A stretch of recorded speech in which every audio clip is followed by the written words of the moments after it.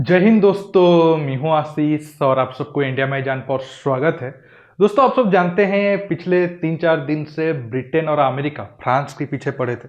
अब ये दोनों देश भारत के पीछे पड़े हैं और भारत के खिलाफ पीठ पीछे साजिश रच रहे हैं। ऊपर से तो ये दोनों देश क्लेम करते हैं भारत हमारा अच्छा दोस्त है, आगे चीन के खिलाफ हो या फिर आगे आने वाले टाइम में दुनिया में जो भी समीकरण बनेगा भारत का अहम रोल होगा और ब्रिटेन और अमेरिका भारत के साथ बड़े साझेदारी निभाएंगे। लेकिन ये देश का जो असली हकीकत है पीठ पीछे साजिश करना, वो ये नहीं छोड़ रहे हैं। अगर आप पिछले 3-4 दिन से जो चीज़ हुआ है उसके ऊपर अगर आप नज़र डालोगे तो समझ जाओगे कैसे ये भारत के खिलाफ साजिश कर रहे हैं। शुरू अगर मैं अमेरिका के साथ कर रहा हूँ तो आप जानते होंगे 2-3 दिन पहले ये न्यूज़ ज़्यादा चलाया गया था। जब CIA चीफ दिल्ली आए थे तो वो और उनकी टीम पर कुछ अटैक हुए थे जिसे हम हवाना सिंड्रोम के नाम से जानते हैं। और आप सबके मन में बड़ा सवाल तो ये होगा, हवाना सिंड्रोम फिर क्या है और क्या सच में ये अटैक हुआ था या फिर ये भारत को बदनाम करने के लिए या फिर भारत के ऊपर दबाव डालने के लिए ये चीज़ को फैलाया गया था। क्योंकि अमेरिका के मीडिया की तरफ से तो ये न्यूज़ को फैलाया गया, हालांकि वो सोच समझ कर फैलाया, मतलब बताऊंगा आपको डिटेल्स में। लेकिन दुख की बात यह है हमारे मीडिया ने वो चीज़ को फैक्ट चेक नहीं किए। और आप जानते हैं कल से मोदी जी 5 दिन की विजिट पे अमेरिका गए हैं और ठीक विजिट से पहले ये एक सिग्नल था भारत के लिए। आपको आगे इस पर तो आऊंगा ही। अगर मैं ब्रिटेन के ऊपर आता हूं तो आप जानते हैं ब्रिटेन ने ये क्लेम किया था कि जो भी लोग भारत से आए हैं उन्हें माना जाए कि वो अगर वो वैक्सीन भारत की लगाए भी है, उन्हें ये माना जाए कि वो कभी भी वैक्सीन नहीं लिए हैं और उनको ब्रिटेन के रूल के हिसाब से 10 दिन क्वारंटाइन रहना होगा और बाकी टेस्ट वगैरह करना होगा। ध्यान देने वाली बात है कोविशील्ड, जो एक तरीके से ब्रिटेन की ऑक्सफोर्ड के साथ मिलकर बनाया हुआ है, ब्रिटेन इसे भी सही वैक्सीन नहीं मानता है। इसके पीछे ब्रिटेन का क्या साजिश है या फिर क्या सोच है, डिटेल्स में बताऊंगा। ये दो टॉपिक को आप दोस्तों अच्छे से समझने के लिए आखिर तक देखते रहिए। शुरू में जो हवाना सिंड्रोम है उससे कर रहा हूं। पहले जानते हैं हवाना सिंड्रोम क्या है और कैसे अमेरिका हवाना सिंड्रोम की नाम लेकर भारत के ऊपर दबाव डालना चाहता है। दोस्तों, 2016 में पहली बार हवाना सिंड्रोम के बारे में बताया गया था। आप सबके मन में सवाल होगा, हवाना तो क्यूबा की राजधानी है, तो ये हवाना सिंड्रोम उसे क्यों नाम दिया गया? देखिए, मैं पहले आपको वो वाला चीज़ बता देता हूँ, फिर बात की बात बाद में करते हैं। देखिए, आप जानते हैं अमेरिका और क्यूबा का लंबे समय तक विवाद रहा है और क्यूबा बिल्कुल करीब है। और 1960 के आसपास जो क्यूबान मिसाइल क्राइसिस हुआ था वो तो आप सब अच्छे से जानते हैं। और दोस्तों, 2016 में हवाना, जो क्यूबा की राजधानी है, वहाँ पर जो अमेरिकी दूतावास था और वहाँ पर जो लोग काम कर रहे थे, उन्होंने ये शिकायत किया, उनको अचानक सिर में दर्द हो रहा है, उल्टी हो रहा है या फिर उनका याददाश्त जा रहा है। तब से ये प्रोसेस शुरू हुआ। बाकी अलग अलग देशों में जो अमेरिकी दूतावास था वहाँ पर भी जो लोग काम कर रहे थे उनके साथ भी ये प्रॉब्लम या फिर मिस्टीरियस प्रॉब्लम शुरू हो गया था और तब से ये इसका नाम दिया गया हवाना सिंड्रोम। और दोस्तों, अब CIA का कहना है कि दिल्ली में उनके साथ भी यही चीज़ हुआ है, उनके एक ऑफिशियल के साथ।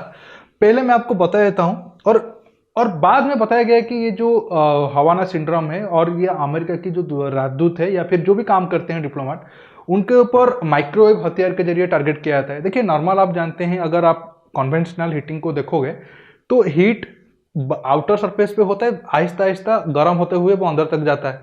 लेकिन अगर आप माइक्रोवेव हीटिंग में देखोगे, अंदर ही पहले हीट होता है, फिर आहिस्ता आहिस्ता बाहर तक वो हीट आता है। अगर आप ह्यूमन बॉडी को लो, अगर आप इसे गर्म करते हो तो पहले हमारा जो स्किन है वो हीट होगा, लेकिन माइक्रोवेव हथियार अगर आप छोड़ते हो तो अंदर हमारा जो लिक्विड है या फिर जो भी है वो पहले अफेक्ट होगा, फिर बाद में बॉडी को वो करेगा। अगर हम हथियार की बात करें तो अमेरिका पहला देश था जो माइक्रोवेव हथियार बनाया था। हालांकि वो बड़े लेवल पर नहीं था, राइट्स को कंट्रोल करने के लिए बनाया गया था। अगर कोई एरिया में दंगा हो रहा है तो आप इसे लेकर खड़ा कर दो और उनके ऊपर माइक्रोवेव बीम छोड़ो या फिर वेव छोड़ो, तो वो लोगों के अंदर अचानक हीट बढ़ जाएगा और वो लोग सारे भाग जाएंगे। हालांकि आप सब जानते हैं चीन भी 2 साल बाद, अमेरिका का हथियार बनाने के बाद 2 साल बाद चीन भी ये हथियार बनाया था, वो भी दंगे को कंट्रोल करने को लेकर ही था। लेकिन आप सब जानते हैं पिछले साल चीन एक अजीब गरीब दावा किया था कि जो ब्लैक टॉप हिल था या फिर लद्दाख में भारतीय सेना जो हाई में बैठे थे, चीन वालों ने क्या किया कि नीचे से माइक्रोवेव हथियार से अटैक किया और भारतीय सेना ने वो एरिया को छोड़ दिया क्योंकि अचानक हीट उस एरिया में बढ़ गया था। तो चीन वाला बिना गोली फायर करिए ही उस एरिया को कब्जा कर लिया था। हालांकि वो झूठा न्यूज़ था और ऐसा होना पॉसिबल भी नहीं था, क्योंकि कम 100-200 फीट से आप ये या फिर 100-200 मीटर से ज़्यादा आप इसे आसानी से इस्तेमाल कर सकते हो। लेकिन एक नीचे से आप एक ऊपर के माउंटेन के ऊपर मारना एक मतलब आसान चीज़ नहीं है। अभी तक इतना बड़ा हथियार या फिर माइक्रोवेव सिस्टम बना नहीं है, और इसके लिए बहुत आपको इलेक्ट्रिक एनर्जी भी चाहिए, जो होना पॉसिबल नहीं है। थोड़ी ये एक अलग टॉपिक हो जाता है, मैं अमेरिका के ऊपर ही आता हूँ। अब कुछ दोस्त कह सकते हैं अगर अमेरिका के ऊपर पहले ही ऐसा हो चुका है तो नया दिल्ली में अमेरिका के ऊपर होना कोई बड़ी बात तो है नहीं। हो सकता है सच में नया दिल्ली में जब आए थे सितंबर 7-8 के करीब, तो उनके एक ऑफिशियल के ऊपर ये अटैक हो सकता है। देखिए, अगर आप कुछ पॉइंट पर ध्यान दोगे तो आप अच्छे से समझ जाओगे ये सिर्फ अमेरिका का एक साजिश है, या फिर अमेरिका जानबूझकर भारत के साथ माइंड गेम खेल रहा है। मीडिया में क्या फैलाया गया, सीआईए चीफ जो विलियम बॉन्ड्स है वो बहुत ज़्यादा नाराज हुए, कैसे मेरे एक करीबी साथी पर नई दिल्ली में माइक्रोवेव हथियार के जरिए अटैक हुआ। देखिए, कौन करेगा, भारत के पास तो टेक्नोलॉजी है नहीं। अगर आप करना भी होगा तो आपको ऐसे सिस्टम की ज़रूरत होगी, और आपको बहुत करीब से जाकर वो माइक्रोवेव हथियार छोड़ना होगा। भारत के पास तो ऐसा कोई टेक्नोलॉजी है नहीं, आप वो एक घड़ी में वो सिस्टम लगा दिए तो पास में जाकर ऐसे कर दिए तो अटैक हो गया, या फिर जैसे फिल्म हॉलीवुड मूवी में दिखाते वो तो सिस्टम अभी पॉसिबल भी है नहीं, क्योंकि आप बहुत छोटे एरिया पर ये टेक्नोलॉजी को लेकर किसी के ऊपर जाकर अटैक कर दो। ये सिर्फ भारत के साथ एक माइंड गेम है। अगर आप डेट को ध्यान दोगे, नई दिल्ली में जो सीआईए चीफ वो कब आए थे, वो आए थे सितंबर 7-8 को, और उसी टाइम में रसिया का एनएसए भी आए थे। लेकिन सितंबर 9 को भारत की विजिट को खत्म करने के बाद सीआईए चीफ गए कहाँ, पाकिस्तान, और वहां पर पाकिस्तान आर्मी और आईएसआई के साथ बातचीत की।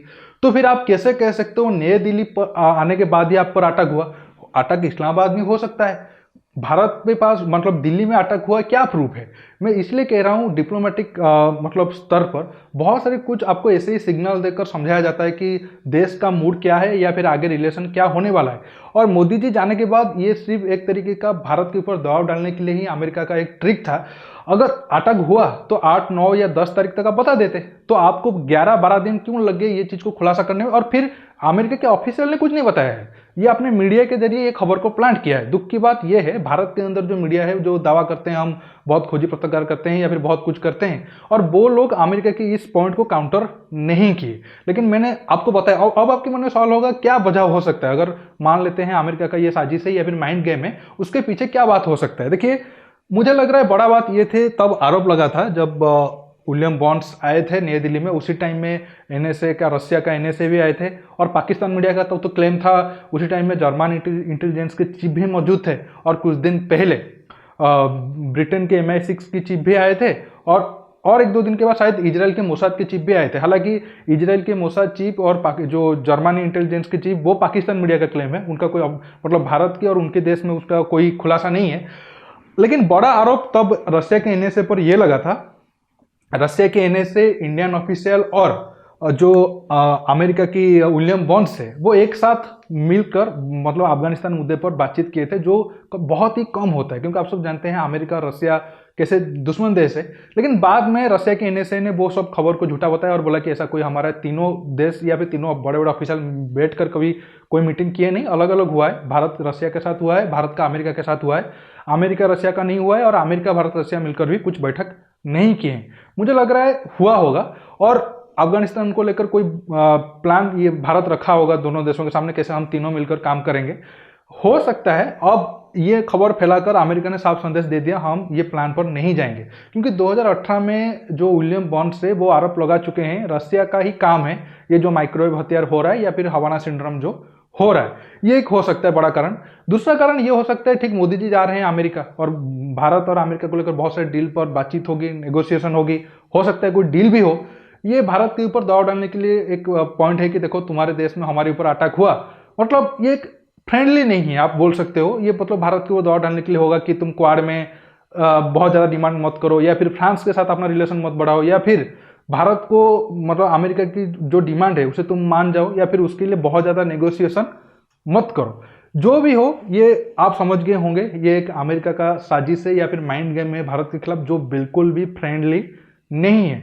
अगर अमेरिका सच में सीरियस था हवाना सिंड्रोम को लेकर, जो असली गुनहगार है उनके ऊपर कहना चाहिए था।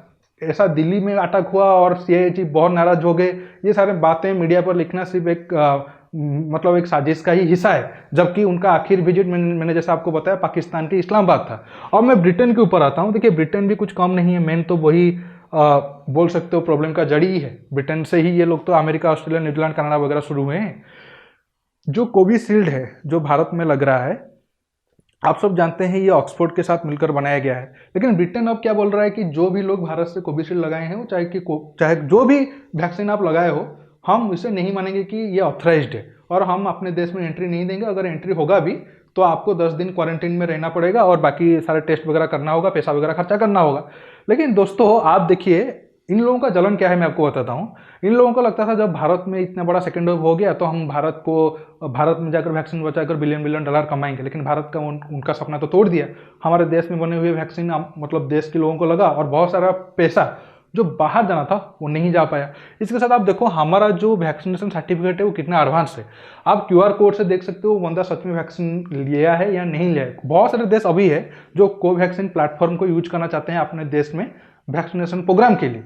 अमेरिका का देखो कैसा उनका प्रूफ है, बस ऐसे ही एक पर्ची देकर बोल दिए कि हाँ ये बंदा वैक्सीन लिया है। लेकिन ब्रिटेन बोल रहा है चलो ये चलेगा, ये पर्ची चलेगा, लेकिन आप QR कोड के साथ डिजिटल वाला सर्टिफिकेट आपका नहीं चलेगा। मतलब वही है, अभी भी उनका वही कॉलोनियल वाला माइंडसेट है कि हम इन लोगों के ऊपर आज किए थे, ये लोग आज कैसे हमें इतना ज़्यादा ऊपर जा रहे हैं, ग्रो कर रहे हैं। 75 करोड़ वैक्सीन कैसे एक देश में हो गया है, अभी तो ज़्यादा हो गया होगा। अब अभी मैं आखिर में बस इतना कहना चाहूँगा, मैंने आपको बहुत बार पहले ही बताया था, चाहे कोई भी देश हो, वो अमेरिका हो, रसिया हो, ब्रिटेन, फ्रांस, जो भी हो, अगर कोई सच्चा दोस्त है वो हमारा भारत ही है। बाकी देश सिर्फ हमसे फायदा उठाने के लिए चाहेंगे या फिर दोस्त दोस्त कहकर उनका फायदा देखेंगे। इसलिए अब आप समझ गए होंगे ये सारे देश कैसे भारत के खिलाफ साजिश रच रहे थे, लेकिन वो तो बहुत ज़्यादा देर तक कामयाब नहीं हो पाएंगे और भारत को सुपर पावर बनने के लिए बहुत ज़्यादा देर तक साजिश करके रोक भी नहीं पाएंगे। हम पहले थे, अब कोशिश कर रहे हैं और आगे हमारा जो नंबर 1 पोजीशन पे आना होगा हम वो बहुत जल्द आएंगे भी। दोस्तों आप ये टॉपिक पर क्या सोच रहे हो नीचे कमेंट बॉक्स में जरूर कमेंट करके बताइए। दोस्तों आज के टॉपिक में बस इतना ही। आपको ये वीडियो कैसा लगा आप नीचे कमेंट बॉक्स में जरूर कमेंट करके बताइएगा। आप ये वीडियो को ज़्यादा से ज़्यादा लाइक शेयर करने के साथ साथ मेरे चैनल को सब्सक्राइब करिए और सब्सक्राइब बटन के पास जो बेल आइकन है उसे प्रेस करिए ताकि आगे आप मेरे आने वाले वीडियो को मिस ना कर सके। दोस्तों रुकता हूँ, बहुत जल्द और एक नया टॉपिक के साथ मिलूंगा। नमस्कार, जय हिंद।